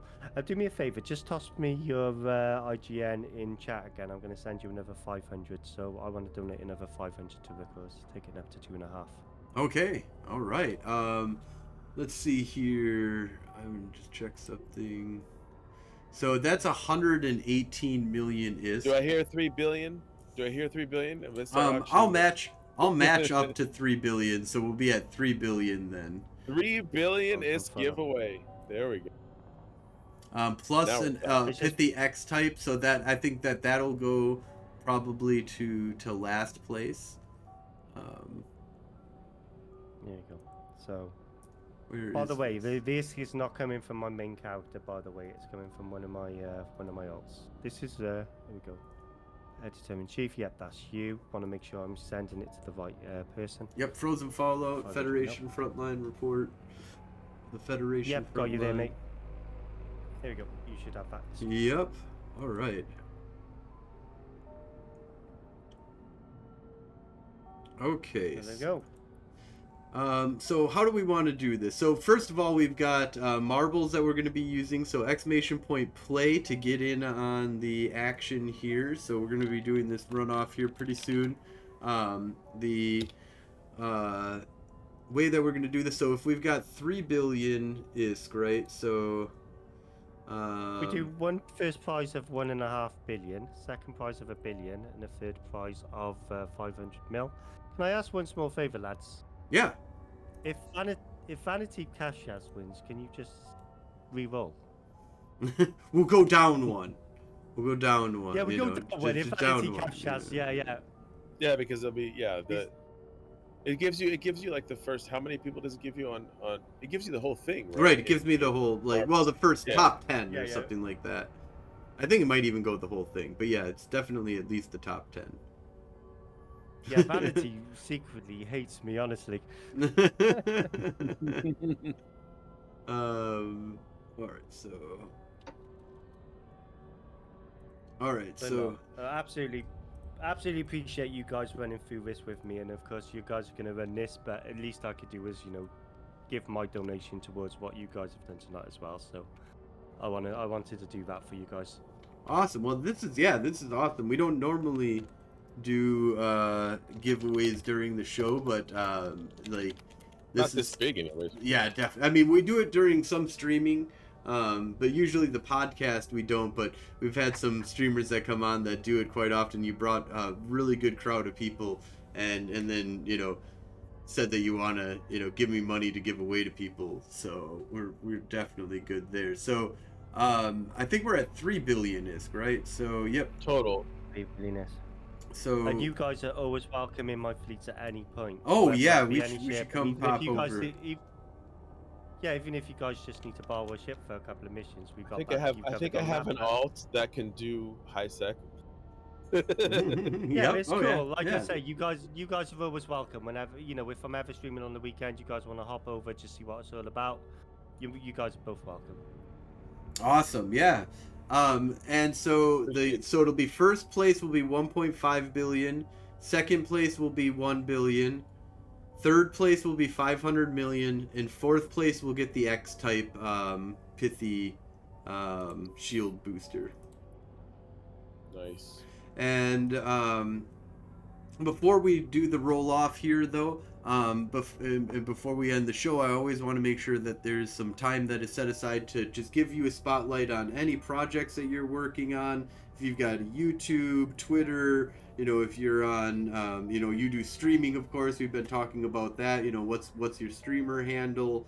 Definitely, I've already got your streamer handle, but if you have any other links that you want to give me, or any shout outs that you want to give out to other people, and provide those links of their streams or their content, or something that you've created that you think super cool. If you're the creator of Clear Skies, or whatever you want to put out, or Clear Skies-esque, type kind of cool thing that you've created, let us know. We can put out links and stuff like that. So it's a little bit of time for you to, any things that you're working on, or any people that you just want to give a shout out to.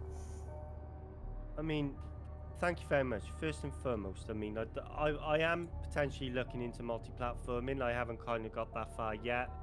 Twitch is still pretty much my main platform. However, I work with an amazing bunch of people. Like, even in my corporation, we've got Chaotic 15, we've got Serta Rising, the guy who raided you. We've got loads of people. We've got Red-Headed Desire, who's currently finishing her Masters, but she is the person, the HR, she likes a bit of PvP. Got Casual Fail sometimes streams, but he doesn't normally stream Eve. But just in a wider Bears community alone, like, we have some amazing people. We've got Dangerous D, we've got Risty, we've got Sniper Chris. There are so many talented and amazing streamers out there that are really just providing and bringing the entertainment. So yeah, I mean, it's too many to name everyone, but you guys know who you are. But yeah, I have an amazing corporation as well, and I want to shout everyone to one of my corp members who have to deal with me on a daily basis. I log in, I can be a bit shitty sometimes, as everyone is, but for You're most not part, perfect? no, they have an amazing group. No, it's perfect, no. But no, I've got an amazing corporation, and also I'm part of an amazing alliance, so big shout out to the Bears and NTITM guys. Literally, these guys absolutely rock. If you ever get a chance to interact with any of them, doesn't have to be me, but any of them, I'd highly recommend it. And of course, Mr. Stream DRB, the wee angry Scotsman, I call him. That's awesome. But no, thank you for that, guys. Honestly. Yeah, no, thanks for coming on. This has been really cool. Some really cool things that I learned, just the history that you've got and stuff. It's it's interesting because we don't hear a lot from people that are like high-tech mission running streamers. I get a lot of like PvPers that are like their primary focus is running around doing PvP. So I'm definitely gonna have to check out more of your streams and just see what the gathering up of the community and just having everybody come out and run level 4 missions with you sounds actually kind of relaxingly fun. It is. Some of the most fun streams we had is like being in assault frigates. Now, you wouldn't think like that would be fun to run a level 4 of an assault frigate, but that is, I just find that, I love that. Absolutely. Because I jump into my hook, and all I do is I spend the entire stream whizzing around, going to the next target, doing that, while still engaging with the chat as well. So I found that bit like really, really enjoyable. And the cruiser fleets are some of my favorite fleets to do. Only on the basis of the fact that cruisers are just some of my favorite ship classes in the game as well, because there's so many different variations of them. There's a lot of cool cruisers out there, yeah. Yeah. And by the way, I didn't mean you, Vanity. Just want to make that. All right, so we have 13 people in on this roll-off here. So it looks like we're going to be going through the snow globe. Real quick, Frozen. I have before you said, did you start it yet? Not yet. Nope. I had a thought. How about this? I'll put myself in the running, and if I win, I'll add more to the pot. Okay. All right. How do you? Is it just play? Yep. Just exclamation point play. Exclamation point play. Okay. There you go. There we go. We love you really, Vanity, honestly, mate. Vanity's a good laugh. Me and Vanity, every stream, he's like, F you, Dal, and I'm like, F you, Vanity. Like, every single stream we're in, honestly. The love is real. I can feel it. All right, so looks like we're going to start off in the snow globe here with, Frosty the Snowman. And let's go ahead and start this roll-off here and see who wins billions of ISK. There's 4 prizes, 1.5 billion, 1 billion, 500 million, and then a X-type shield relay was worth about 100 some odd million. So Immortal Comeback looks like getting really strong here. The Honey Badger coming in second, looking pretty good. Immortal though looking really good, and it's got this weird like lightning or something. Like, what the fuck is up with you, Immortal? Are you spending money on this game? Are you cheating? Is it rigged? It's rigged. Oh, and then Hathor, I think just shot out and a Honey Badger and Hathor, right here. Look at that, they're on opposite sides. Badger, he's nasty. It's nasty. The Honey Badger is nasty, man. I would not fuck with a Honey Badger. I wouldn't fuck with any badger. I've actually met. Ooh, fell down. I've actually met him live. Federation Frontline. I'm coming in second right now. Samson just popped up to 5th place. The casual fail. 4th place. Samson, you're getting the X type, so you'd have to give something. Oh nope, you dropped down. I'm in 2nd place. I'll it'll always drop down, but I will give extra if I win. 1st place. I'm in 1st place now. The better I win, the more that I'll add to the pot. Oh man. Okay, here we go. Hathor is looking really good. Saint Disaster just popped down. Saint Disaster, Federation Frontline. Hathor is maybe 3rd. Okay, comeback. Casual fail. Ooh, there's a bunch of fighting that's happening here right now over that. Oh no, Kazaban.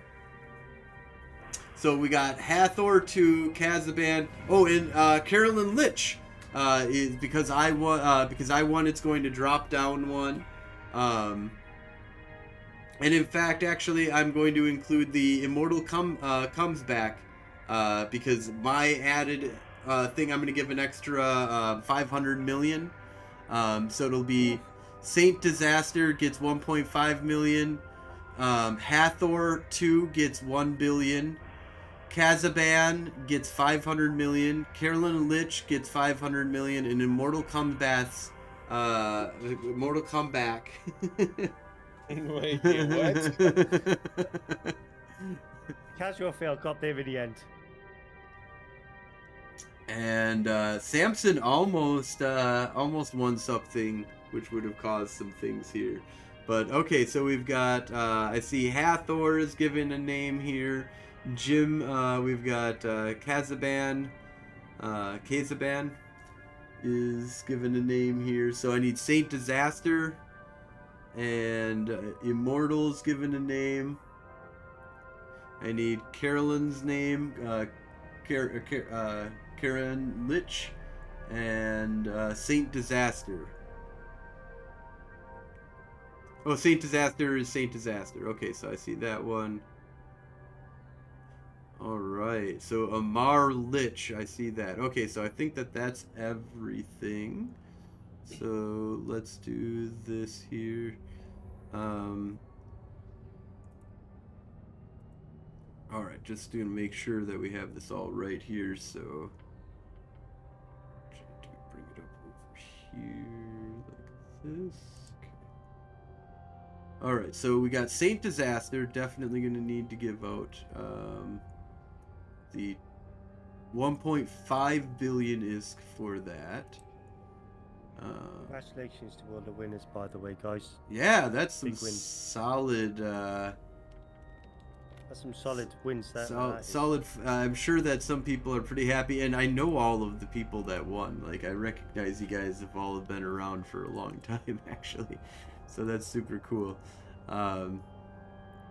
Okay, so let's do this.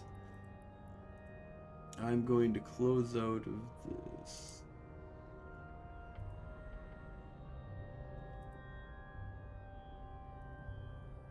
Oh, that's what I want to do. Here. Sorry, I'm going to fix the video here so you can kind of see where I'm handing out this stuff. Let's take that off. Alright, so Marbles is done here. Back up on our video here. Alright, so Saint's Disaster is auto-linking character.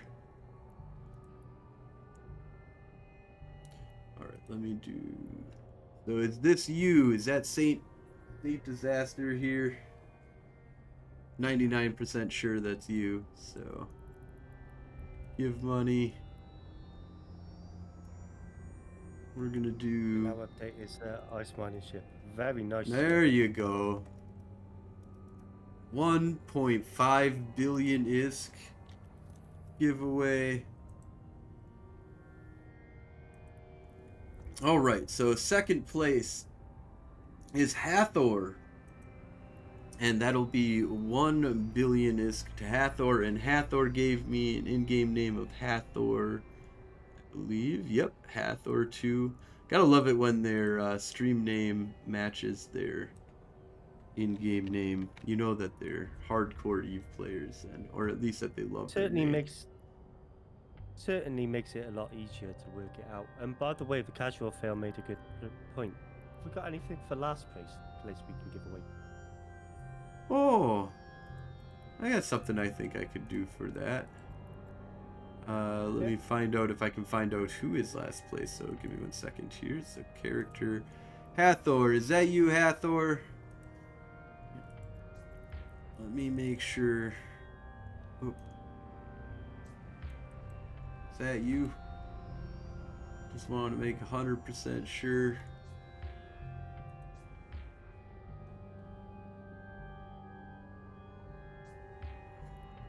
Alright, I'm gonna say that that's you. So it's 1 billion ISK. Giveaway. Awesome. Alright, and then so next, so okay, so we do know that. So you want to know Vanity is the one who is last place. So what do we give Vanity? We got something for Vanity. But next is Kazaban. So Kazaban is 50 million ISK. So let's do that. 500. 500. Sorry, 500 million ISK. And Kazaban. A unit of carbon for Vanity, something like that, right? There we go. Jim. DeCriz. I like that.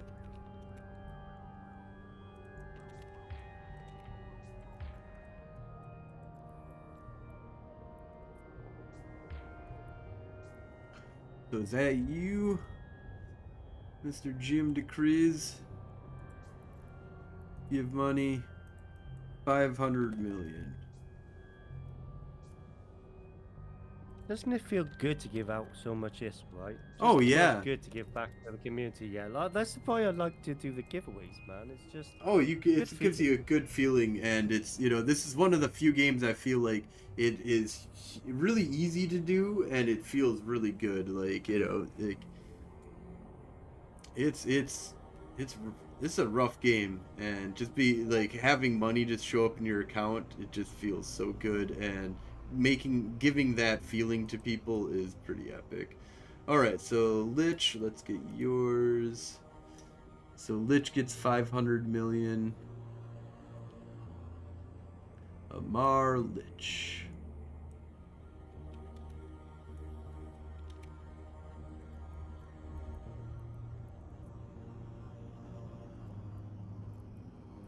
Vanity, in order for you to get that skin, you actually need to stop spending ISK, which you are completely incapable of doing, my friend. A lot, that's a hard thing to do in this game for sure.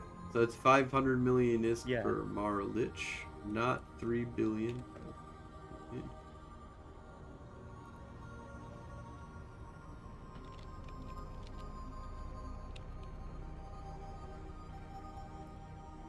Okay, and then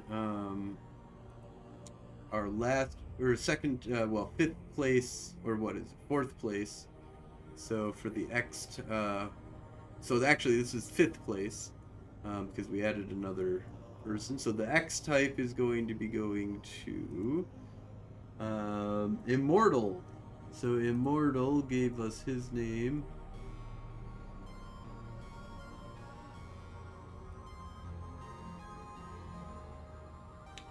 Aha.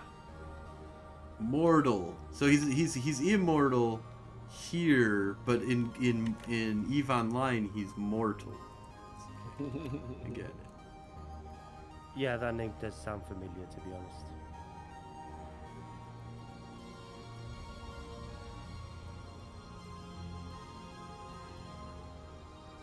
Alright, come on, computer.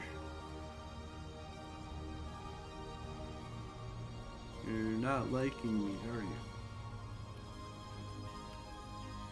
Oh, there we go, finally. Okay. Immortal. Is this you as immortal? In an immortal game that makes you immortal? As a mortal. As a mortal. Oh wait, no. That's I'm not giving money, I'm giving the X type. You can give money too if you want. Alright, and so last place. What do we got that's maybe something in rando here? You know what?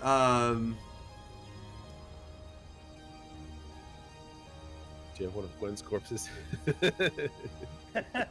Oh, do we have Gwen's corpse here? You should have one of my Maybe corpses. some women's clothing, you know. Maybe. Okay, well, for starters, we'll give you Frozen Fallout's corpse. If anybody wants to give me corpses that you have yourself or something, but we'll start with that. I have any. I'm not. You'd sure. have I'm to not bring them entirely to sure. me. And then Shoot them out of a cannon. What else do we got? Inventory. Rando. What do we got? Prices, nothing. Rando. What do we have?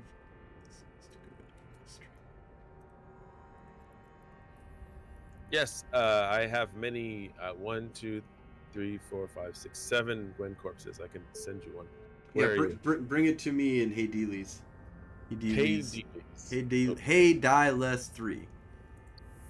Oh, somebody else has contracted me. Nope, they accepted the contract. Alright. Let me get in a It's like another X type. To fly at my corpse. Do I have any ships that are small? That are fun? Oh, we'll give you some woman's sterling dress blouse. That'll, Yeah, man. We loved a bit of that on the weekend. okay. You're also going to get 2 8th tier overseers. So this is like a gift package that you're getting. I love it. And let's see.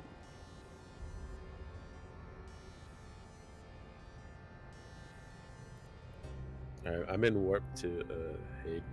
I'll give you the corpse.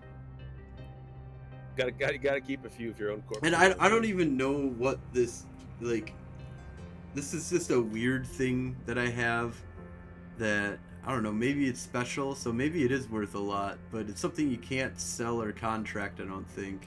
You even contract it? No, you That's can't. That's an RMT. It's just a license. You can't sell. It's a screenshot of it. And you can only activate it. So. Wait, but you can't. How are you gonna give it to somebody? Oh, I can't give it to him.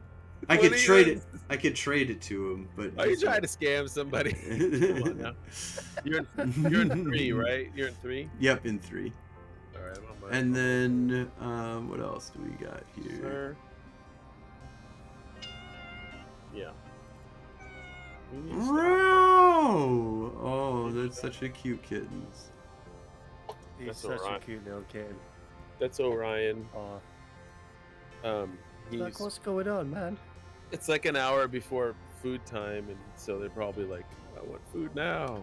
Fuck you. All right, and then I'm also going to include the Prophecy Malgrin Martial Light skin. All right, very important delivery. Docking now. That is a cool looking skin, actually. Yeah, this is the green one, isn't it? The green martial light. Yeah, that's pretty fucking cool. That is cool looking. I like it. It's got a little face on the front. Look. Yeah. Oh yeah. Look at that. That is super cool, actually. All right, there you go. This is Gwen's corpse.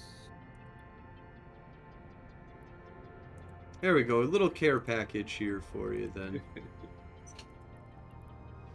And that it's not worth a bunch, but it is pretty fucking cool. There's some sentimental value there. Yeah. There's only like maybe so Gwen's corpses are limited edition. There's only like 20 or 30 of them in existence all of Eve. That's not true at all. There's probably way more than that. I'd have to look at. I don't know how many, but yeah, it's still limited edition. Where was Vanity's name? Vanity Capshaz. Stats.